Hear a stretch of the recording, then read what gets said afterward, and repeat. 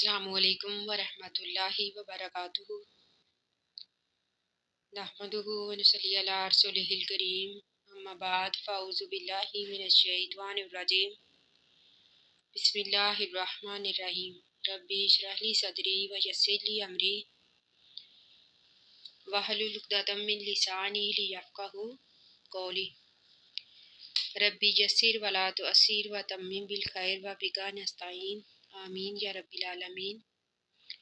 آج ہم انشاءاللہ پڑھیں گے سورۃ توبہ کی آیت نمبر 120 سے لے کر 123 تک۔ اللہ تعالیٰ قرآن پاک میں فرماتے ہیں ما کانا لأہل المدینتی، ما کانا نہیں تھا لائق، لأہل المدینتی اہل مدینہ کے لیے، یعنی لی کا معنی کے لیے، لأہل المدینتی اہل مدینہ کے یہ لائق نہیں تھا، ومن اور ان کے، حولہم جو ان کے ارد گرد تھے، من الاعرابی دیہاتیوں میں سے، ان یتخلفوا یہ کہ وہ پیچھے رہے، عن رسول اللہ اللہ کے رسول کے۔ اللہ تعالیٰ فرماتے ہیں کہ اہل مدینہ اور ان کے آس پاس رہنے والے لوگوں کے یہ لائق نہیں تھا کہ وہ جہاد میں اللہ کے رسول سے پیچھے رہے، یعنی جنگ تبوک کے لیے جو کہ عام منادی کرا دی گئی تھی، جو لوگ شرعی عذر رکھتے تھے، یعنی جو معذور تھے، بوڑھے تھے، بیمار تھے،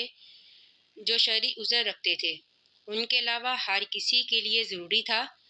کہ وہ اس جہاد میں حصہ لے۔ لیکن اس موقع پر جو اہل مدینہ نے سستی دکھائی، اس آیت میں اسی بات کا ذکر ہے، یعنی اللہ تعالیٰ فرماتے ہیں کہ اہل مدینہ اور اس کے آس پاس رہنے والوں کے یہ لائق نہیں تھا کہ وہ جہاد میں پیچھے رہے، ولا یرغبوا اور یہ بات بھی جائز نہیں تھی، ولا یرغبوا اور نہ وہ ترجیح دیتے، بانفسہم اپنی جانوں کو، عن نفسہ اس کی جان سے زیادہ، یعنی عن نفسہ میں ہی کی ضمیر نبی کی طرف جاتی ہے، ولا یرغبوا نہ وہ ترجیح دیتے، بانفسہم اپنی جانوں کو، عن نفسہ نبی کی جان سے زیادہ، یعنی ان کے یہ بھی لائق نہیں تھا کہ وہ اپنی جانوں کو زیادہ ترجیح دیتے، بلکہ ان کے لیے یہ ضروری تھا کہ وہ خود جہاد میں حصہ لے کر نبی صلی اللہ علیہ وآلہ وسلم کی حفاظت کرتے۔ ذالکہ یہ اس لیے، اللہ تعالیٰ فرماتے ہیں کہ یہ اس لیے ان کے لیے ضروری تھا جہاد میں حصہ لینا، بِأَنَّهُمْ بے شک وہ لوگ ہیں، لا یصیبہم نہیں پہنچتی ان کو، ظمأ پیاس،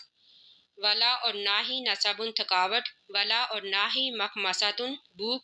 فی سبیل اللہ اللہ کی راہ میں،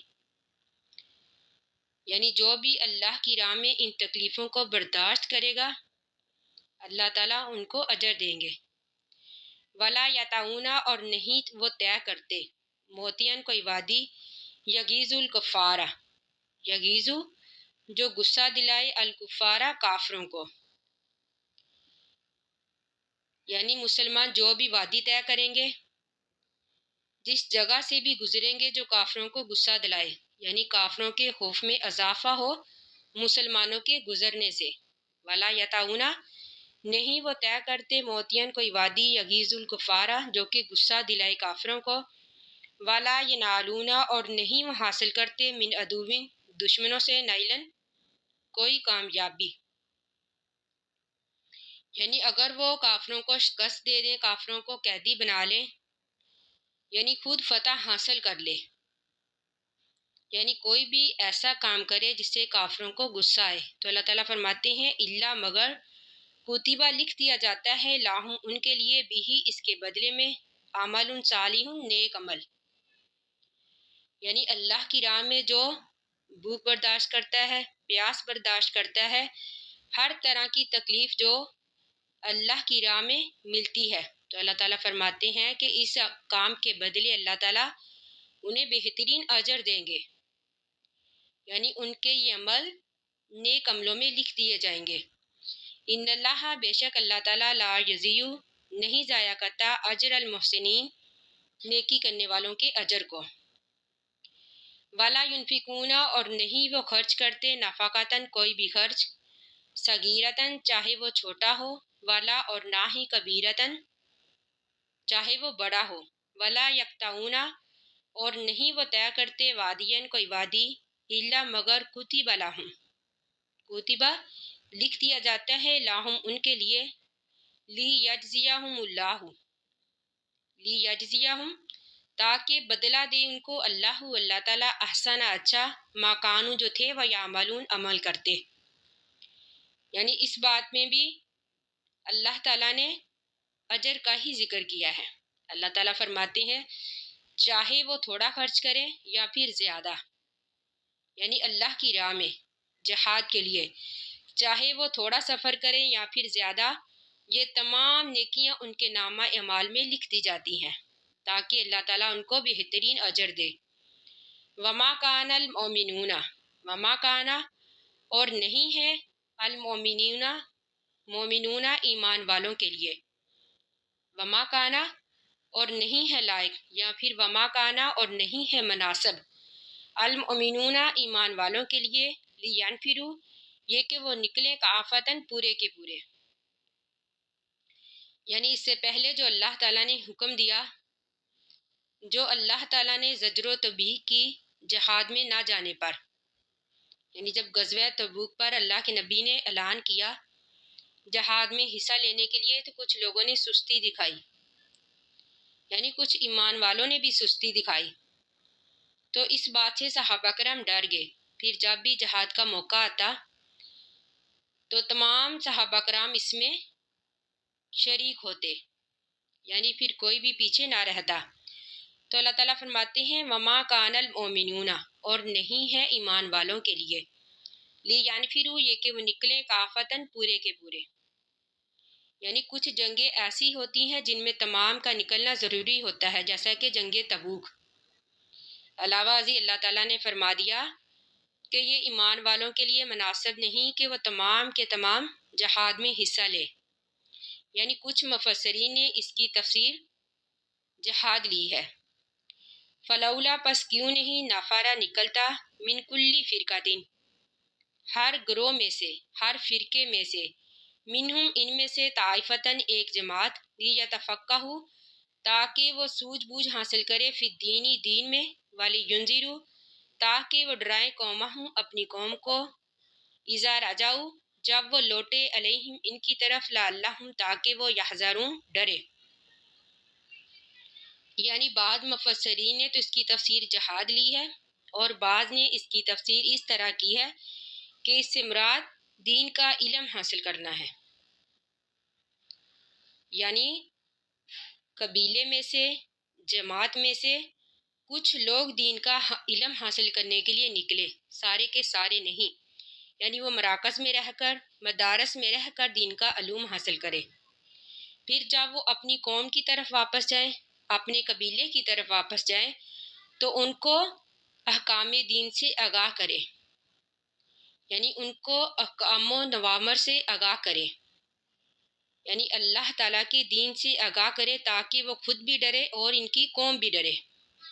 یعنی بعض نے اس کی تفسیر جہاد لی ہے، اور بعض نے اس کی تفسیر اللہ کا دین کا علم حاصل کرنے کی تفسیر لی ہے، یعنی ہر جماعت، ہر قبیلے میں سے کچھ لوگ اللہ کے دین کا علم حاصل کرنے کے لیے نکلے تاکہ وہ اپنی قوم کو بھی ڈرائے، اپنے قوم کو بھی اللہ کے دین سے آگاہ کرے، اور خود بھی اللہ کے دین کے بارے میں علم حاصل کرے۔ یا ایھا الذین آمنوا اے ایمان والو، قاتلو لڑو، الذین ان لوگوں سے، یلونکم جو تمہارے قریب ہیں، من الکفاری کافروں میں سے، ولیجدوا چاہیے کہ وہ پائیں، فیکم تم میں، غلظۃً سختی، وعلموا اور جان لو، ان اللہ بے شک اللہ تعالیٰ، مع المتقین پرہیزگار لوگوں کے ساتھ ہے۔ یعنی اس آیت میں کافروں سے لڑنے کا ایک اہم اصول بیان کیا گیا ہے، یعنی الاول فالاول، الاقرب فالاقرب کے تحت، اور اسی طرح ہمارے نبی اکرم صلی اللہ علیہ وآلہ وسلم نے بھی کیا، یعنی اللہ تعالیٰ نے فرمایا کہ اے ایمان والو ان کافروں سے لڑو جو تمہارے قریب ہیں۔ اسی اصول کے تحت پہلے نبی اکرم صلی اللہ علیہ وآلہ وسلم نے جزیرہ عرب میں آباد مشرکین سے قتال کیا، یہاں تک کہ پورا جزیرہ عرب مسلمان ہو گیا۔ پھر اس کے بعد اللہ تعالیٰ نے یمن، طائف، یمامہ، حضر موت وغیرہ پر مسلمانوں کو غلبہ عطا کیا۔ پھر اس کے بعد اللہ کے نبی نے اہل کتاب سے جنگ شروع کی۔ آپ نے 9 ہجری میں رومیوں سے قتال کے لیے تبوک تشریف لے گئے، جو اس وقت بلاد اسلامیہ سے قریب تھا۔ اب الحمدللہ وہ سعودی عرب ممالک میں شامل ہے۔ تو اسی کے بعد آپ کی وفات کے بعد خلفائے راشدین نے بھی آپ کے طریقے پر عمل کیا، یعنی جس طرح ہمارے نبی صلی اللہ علیہ وآلہ وسلم نے جنگ کی، جہاد کیا، اسی طرح خلفائے راشدین نے بھی جہاد کیا۔ خلفائے راشدین نے سب سے پہلے روم کے عیسائیوں سے قتال فرمایا، پھر اس کے بعد ایران کے مجوسیوں سے جنگ کی، یعنی اللہ تعالیٰ نے اس آیت میں فرمایا کہ اے ایمان والو ان کافروں سے لڑو جو تمہارے قریب ہیں، یعنی اپنی قریب سے جنگ کی شروعات کرو، اپنے قریب سے دین کو پھیلانا شروع کرو۔ اور اللہ تعالیٰ فرماتے ہیں وَلْيَجِدُوا فِيكُمْ غِلْظَةً، چاہیے کہ کافر لوگ تم میں سختی پائیں۔ جس طرح کہ ایک اور مقام پر اللہ تعالیٰ نے فرمایا أَذِلَّةٍ عَلَى الْمُؤْمِنِينَ عَزَّةٍ عَلَى الْكَافِرِينَ، یعنی ایمان والوں کی صفت بیان کی گئی ہے کہ وہ مسلمانوں پر تو نرم دل ہیں، آپس میں نرم دل ہیں، لیکن کافروں کے معاملے میں سخت ہیں۔ یعنی اللہ تعالیٰ نے فرمایا کہ کافر لوگ ایمان والوں میں نرمی نہ پائیں، یعنی ایمان والوں کو چاہیے کہ وہ کافروں پر سختی کریں۔ ان اللہ وَاعْلَمُوا أَنَّ اللَّهَ مَعَ الْمُتَّقِينَ، اور اللہ تعالیٰ نے فرمایا کہ جان لو بے شک اللہ تعالیٰ پرہیزگار لوگوں کے ساتھ ہے۔ آخر دعوانا ان الحمد للہ رب العالمین۔ السلام علیکم ورحمۃ اللہ وبرکاتہ۔